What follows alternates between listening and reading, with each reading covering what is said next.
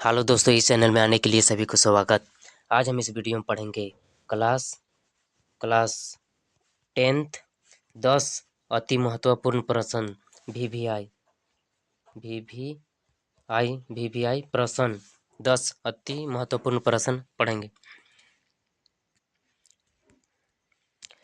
पहला प्रश्न इस प्रकार है, स्मृति पाथेय बनाने से कवि का क्या आशय है? स्मृति पाथेय बनाने से कवि का क्या आशय है? उत्तर, स्मृति को पाथेय अर्थात रास्ते का भोजन या सहारा या संबल बनाने का आशय है कि कवि अपने बीते जीवन के मधुर एवं सुखद सुखद स्मृतियों के सहारे ही जीना चाहता था।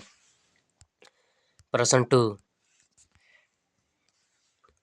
टू, गोपियों द्वारा उद्धव को भाग्यवान कहने में क्या व्यंग्यक निहित है? उत्तर, गोपियों द्वारा उद्धव को भाग्यवान कहने में यह व्यंग्य छिपा हुआ है कि गोपियों दिखावे के रूप में उनकी प्रशंसा कर रही है, किंतु रूप में यह कहना चाहती है कि तुम बड़े अभागे हो जो तुम प्रेम का अनुभव ही नहीं कर सके और न ही किसी को अपना सके। प्रश्न थ्री, प्रश्न, शहनाई की दुनिया में डुमराव को क्यों याद किया जाता है? शहनाई की दुनिया में डुमराव को क्यों याद किया जाता है? उत्तर, शहनाई और डुमराव एक दूसरे के लिए उपयोगी है। शहनाई बजाने के लिए रीड का प्रयोग किया जाता है।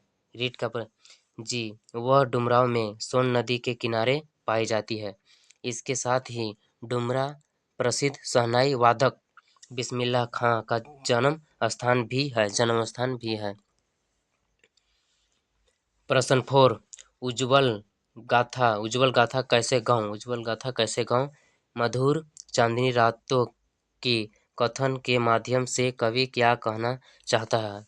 उत्तर, कवि इस कथन के माध्यम से कहना चाहता है कि निजी प्रेम के मधुर क्षण सबके सामने कहने के लिए नहीं होते हैं, क्योंकि दाम्पत्य प्रेम की कहानी व्यक्ति की निजी संपत्ति होती है।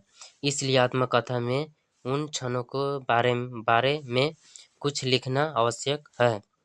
वैसे भी उनका दाम्पत्य जीवन पूरी तरह से सफल नहीं रह पाया।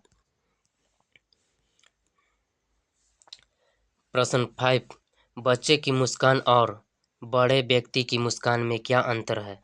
बच्चे की मुस्कान और बड़े व्यक्ति की मुस्कान में क्या अंतर है? उत्तर, बच्चों की मुस्कान निर्मल, निश्चल एवं मोहक होती है। उसमें किसी प्रकार का स्वार्थ नहीं होता है, जबकि बड़े मुस्कान कुटिल और बनावटीपन से परित होती है। उसमें स्वार्थ छिपा रहता है। प्रश्न 6, गोपियों के अनुसार राजा का धर्म क्या होना चाहिए?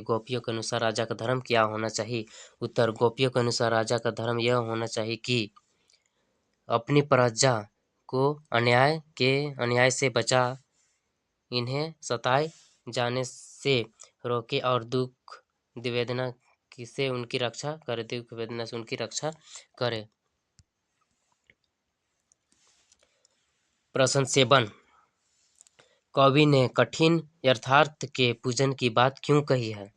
उत्तर, कवि ने कठिन यथार्थ के पूजन की बात इसलिए कही क्योंकि यह जीवन का सत्य और वास्तविकता है। विगत जीवन की समृद्धियों से बंधा रहना और वर्तमान से पलायन करना व्यर्थ है। मनुष्य को जीवन कठोर सत्य साहस से सामना करना चाहिए। जीवन के सत्य को स्वीकार करने में ही भलाई है। प्रश्न 8, प्रकृति ने जल संचय की व्यवस्था किस प्रकार की है? प्रकृति ने जल संचय की व्यवस्था किस प्रकार की है? उत्तर, यहाँ के हिम शिखर जल स्तंभ के सामने है। सर्दियों में यह प्राकृतिक बर्फबारी करके हिम शिखरों के रूप में जल संग्रह कर लेती है और गर्मियों में यही बर्फ की शिलाएं पिघल पिघल कर जलधारा के रूप ले लेती है। इस पानी से लोगों की प्यास बुझती है। जल संचय की अद्भुत व्यवस्था है। जल संचय की अद्भुत व्यवस्था है। प्रश्न 9। कैप्टन मूर्ति का चश्मा बार बार क्यों बदल देता था? मूर्ति का चश्मा बार बार क्यों बदल देता था?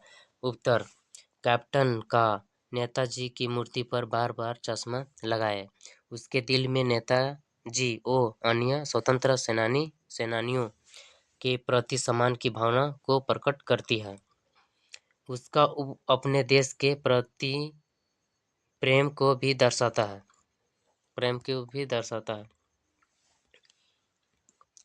प्रश्न 10।